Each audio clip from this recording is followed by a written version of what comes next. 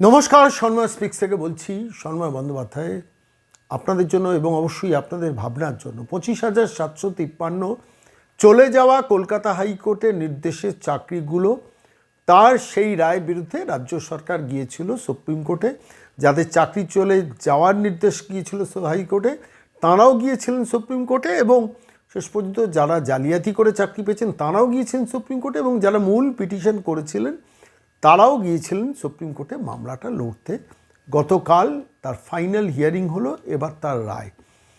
কিন্তু এই রায় দেওয়ার পর্বের সময় একটা খুব ইন্টারেস্টিং তথ্য আমার মনে হলো, যেটা আমরা বাংলার মানুষ আলোচনা করছি না, সেটা হচ্ছে যে রাজ্য সরকার কিছু জালিয়াতকে বাঁচানোর জন্য, আবার বলছি আই রিপিট, রাজ্য সরকার কিছু জালিয়াতকে বাঁচানোর জন্য সমস্ত যোগ্যদের বলি দেওয়ার ব্যবস্থা করলো সুপ্রিম কোর্টে। গতকালও যে শুনানি হলো, রাজ্য সরকার, স্কুল সার্ভিস কমিশন, মধ্যশিক্ষা পর্ষদ সবাই মিলে এবং যোগ্যদের আইনজীবীদের সঙ্গে বসে একটা কমন ফর্মুলা, একটা কমন লিস্ট কিন্তু সুপ্রিম কোর্টে দিতে পারল না। 10টা এফিডেভিট করেছে single bench, division bench, supreme court মিলিয়ে স্কুল সার্ভিস কমিশনে। এক একটা এফিডেভিটে এক এক রকম তথ্য। বিপক্ষের আইনজীবীরা দেখিয়েছেন 10,750 জনের জালিয়াতির চাকরি আছে।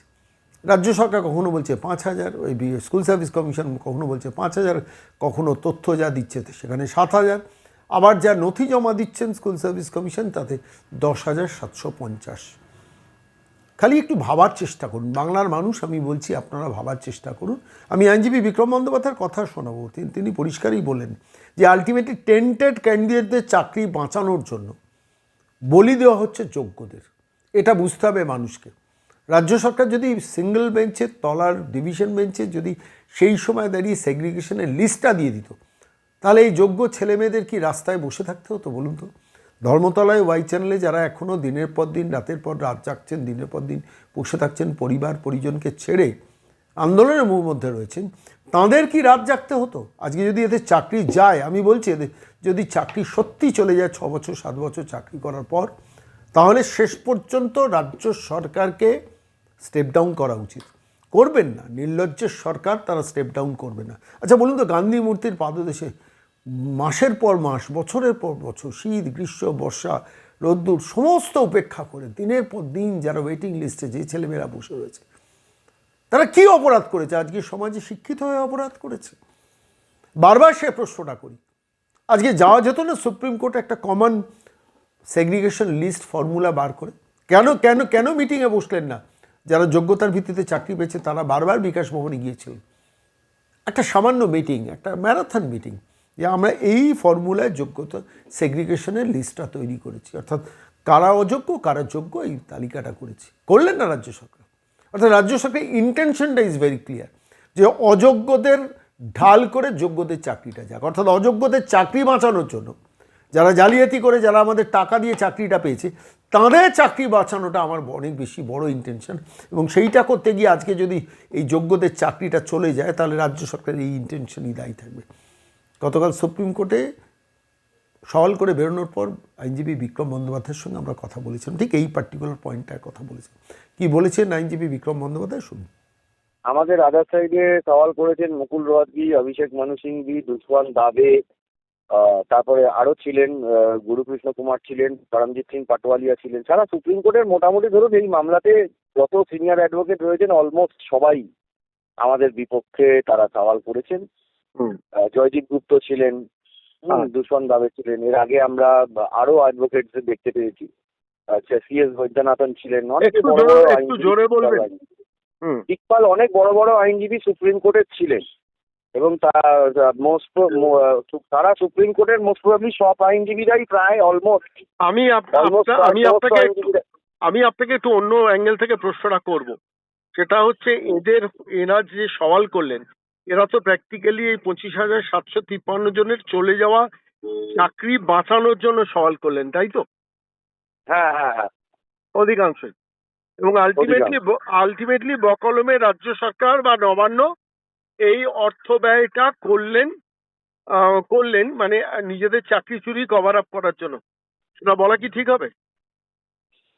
দেখুন, রাজ্য সরকারের তরফ থেকে খুব স্ট্রেট জ্যাকেট ফর্মুলায় কতজন ইলিগাল এবং কতজন লিগাল তার একদম লিস্টটাকে পাবলিশ করে দেওয়া উচিত ছিল, যেটা ইচ্ছাকৃতভাবে রাজ্য সরকার করেনি।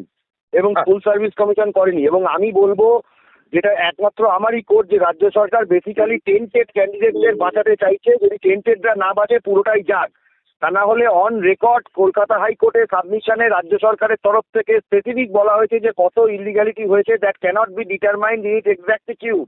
এক্স্যাক্টলি আমরা ডিটারমাইন করতে পারবো না। এবং কলকাতা হাইকোর্টের রেকর্ডে আছে যে স্কুল সার্ভিস কমিশন বলেছে যে possibilities of further illegalities exist. যদি এই ফার্দার ইলিগ্যালিটিস এক্সিস্ট হয়, এক্সাক্ট ফিগার না পাওয়া যায় যে কতজন দুর্নীতি করে চাকরি পেয়েছে, সেই ক্ষেত্রে সুপ্রিম কোর্টের বিভিন্ন জাজমেন্টে রেশিও লে ডাউন করা আছে যে পুরো প্রসেসটি আপনার সেটাসাইড হয়েছে। এই ঘটনা সুপ্রিম কোর্টে এর আগে বহুবার ভারতবর্ষের ইতিহাসে ঘটেছে।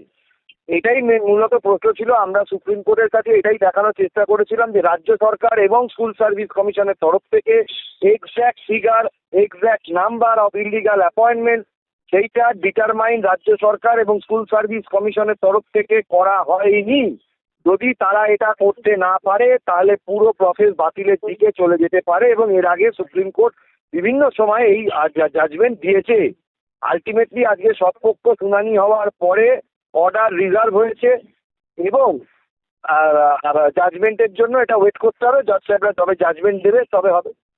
আচ্ছা, একটা খুব স্পেসিফিক প্রশ্ন আপনার কাছে করছি বিক্রম দা, সেটা হচ্ছে গতকাল যে শুনানিটা হলো সুপ্রিম কোর্টে টানা অনেকক্ষণ ধরে, প্রায় 2 ঘন্টার উপর শুনানি হলো, সেখানে স্কুল সার্ভিস কমিশন, মধ্যশিক্ষা পর্ষদ, বিকাশ ভবন এরা কি সেগ্রিগেশনের তালিকা নিয়ে একটা স্ট্যান্ড পয়েন্টে অবস্থান করেছে? অর্থাৎ সংখ্যাটা যে 3 জনের ক্ষেত্রে এক, যেটা দীর্ঘদিন ধরে বিভিন্ন রকম দিয়েছিল, সেটা কি অবস্থান নিয়েছিল স্কুল সার্ভিস কমিশন? রাজ্য সরকারের তরফ থেকে কোনো লিস্টই জমা করা হয়নি। স্কুল সার্ভিস কমিশনের থেকে বলা হয়েছে 5,000 সামথিং, আর আপনার বোর্ডের তরফ থেকে বলা হয়েছে 5,000 সামথিং। সেখানে কিছু গন্ডগোল আছে, এইটুকু কথা বলা হয়েছে। কিন্তু তাদের যদি এফিডেভিট এবং তাদের যদি ডকুমেন্ট সুপ্রিম কোর্টে যেগুলো ওরা প্রডিউস করেছে সেগুলোকে যদি দেখানো যায় বা সেগুলো আমরা তুলে ধরে পেজ নাম্বার তুলে ধরে সুপ্রিম কোর্টের কাছে দেখিয়েছি, সেখানে ফিগারটা অ্যারাউন্ড 10,000 মতো আসছে।